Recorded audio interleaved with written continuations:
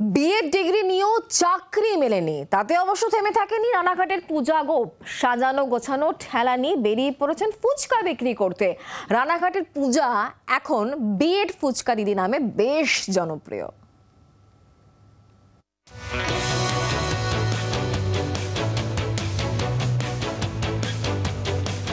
রানাঘাটের পূজা গোপ স্বপ্ন ছিল শিক্ষিকা হবেন। সারা জীবন লড়াই করে চালিয়ে গিয়েছেন পড়াশোনা। ঝুলিতে রয়েছে বিএড ডিগ্রি, কিন্তু ভাগ্যের ফেরে এখনো চাকরি পাননি। এখন তিনি সকলের প্রিয় বিএড ফুচকা দিদি। নববর্ষের দিন থেকে শুরু হয়েছে তার নতুন পথ চলা। চাকরি বাকরির যে অবস্থা নেই বললেই চলে, তো সেক্ষেত্রে চাকরির জন্য অপেক্ষা করে বসে না থেকে ভাবলাম সৎ পথে কিছু উপার্জন করি। যেহেতু আমার বিএড করা 18-20 ব্যাচে বিএড করেছি, তো বিএড করে সেই বিএড তো আমাকে চাকরি এখনো অবধি দিতে পারেনি, তো সেই জন্য বিএড নামটা ইউজ করছি যাতে মানুষের দৃষ্টি আকর্ষণ হয় যে বিএড করেও ফুচকার ব্যবসা করা যায়। রানাঘাট স্টেশন লাগোয়া চাবি গেট এলাকায় এক চিলতে ঘরে বাস। 2.5 বছর বয়সে বাবা ছেড়ে চলে গিয়েছেন। মামার কাছে মানুষ। লড়াই শুরু সেই ছোট্টবেলা থেকেই। কখনো নাচ শিখিয়ে, কখনো গানের অনুষ্ঠান করে পড়াশোনার খরচ জোগাড় করেছেন। এখনও চালিয়ে যাচ্ছেন উচ্চশিক্ষা। সংসারের হাল ধরতে বেছে নিয়েছেন ফুচকা বিক্রি। প্রতিদিন বিকেল হলেই ফুচকার গাড়ি নিয়ে বেরিয়ে পড়েন। রানাঘাটের স্বামী বিবেকানন্দ রোডের ধারে দাঁড়িয়ে বিক্রি করেন ফুচকা।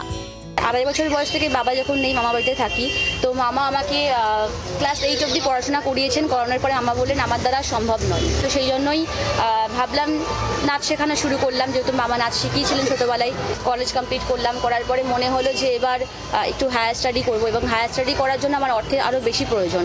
তো সেক্ষেত্রে চলে আসলাম সঙ্গীত শিল্পীতে। সঙ্গীত শিল্পী গান শিখলাম, শিখে এখনও অবধি গানের প্রোগ্রাম করি মুক্তমঞ্চে আমি, এবং সেই টাকা দিয়ে বিএড করলাম।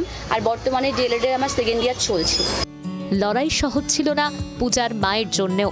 মেয়ের পড়াশোনা চালাতে তিনিও অনেক কাঠখড় পুড়িয়েছেন। ছোটবেলাতে ডান্স প্রোগ্রাম করে, তারপরে গানের প্রোগ্রাম করে, নিজে করে পড়াশোনা করেছি, বিএড করেছি। কোনো কিছু কাজও পাওয়া যায়নি, মেয়েদের কোনো নেই। এবার ওর ওইটা মাথায় এসে ওইটা করছে। আর আগে কাজ করতাম, এখন মেয়ে বলে আমি বড় হয়েছি, হয়েছে, আমি যেটুকুনি আয় করবো, তুমি ঘরে বসে রান্না করে খাও, দাও, থাকো। পূজার দোকানের সামনে ভিড়ই জানান দিচ্ছে তার ফুচকার কদর কতটা। ফুচকা খুব ভালো টেস্ট আর সবকিছু পারফেক্ট। কিভাবে ভাবছেন যে এই যে মহিলা যে ফুচকা বিক্রি করছে, আপনি একজন মহিলা, কি বলবেন? খুবই ভালো। দিদিকে দেখে আরো অনেক মেয়েরাই উৎসাহিত হবে যে রাস্তায় বেরিয়েও কোনো কাজে লজ্জা নেই, সবভাবেই কাজ করা যায়। স্বপ্ন অনেক বড়, শুধু ফুচকা বিক্রি নয়। পূজা চান অসহায় মানুষের পাশে দাঁড়াতেও। একটি স্বেচ্ছাসেবী সংস্থার সঙ্গেও যুক্ত তিনি।